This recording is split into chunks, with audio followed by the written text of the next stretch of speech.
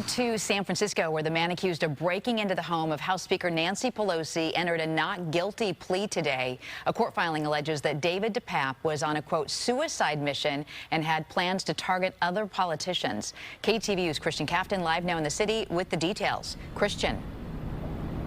Yeah, as you said, David DePape in court today facing those charges. His attorneys say they're going to be looking at the role social media may have played leading up to those events early Friday morning.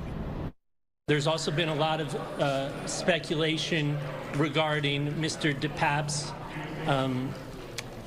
vulnerability to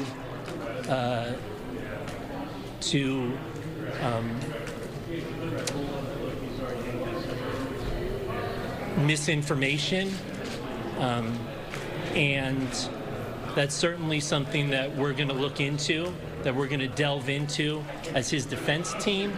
Cameras were not allowed inside the courtroom. 42-year-old David DePape was escorted in wearing orange jail clothing, his arm in a sling, an injury his attorney says happened when he was taken into custody. DePape entered not guilty pleas to attempted murder, assault with a deadly weapon, and other felony charges.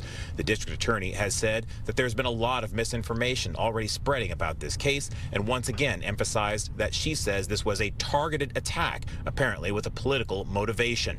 Her office served DePape with a protective order to stop any attempt he may make to reach out to the Pelosi family.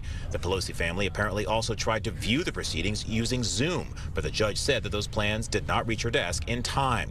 This coming Friday, DePape will be back in court to set a date for his pre-trial hearing. Prosecutors say that pre-trial hearing could take 5 hours. And this coming Friday, prosecutors will also push their case to deny his release before trial. Absolutely, I consider him to be dangerous. Not only is this someone who engaged in a pre-planned attack on the speaker in her home, but someone who was willing to enact violence that was politically motivated. And so, yes, we certainly view him as a public safety risk to the city of San Francisco, certainly to the speaker as time goes forward. And so that is why we filed that motion to detain him without bail.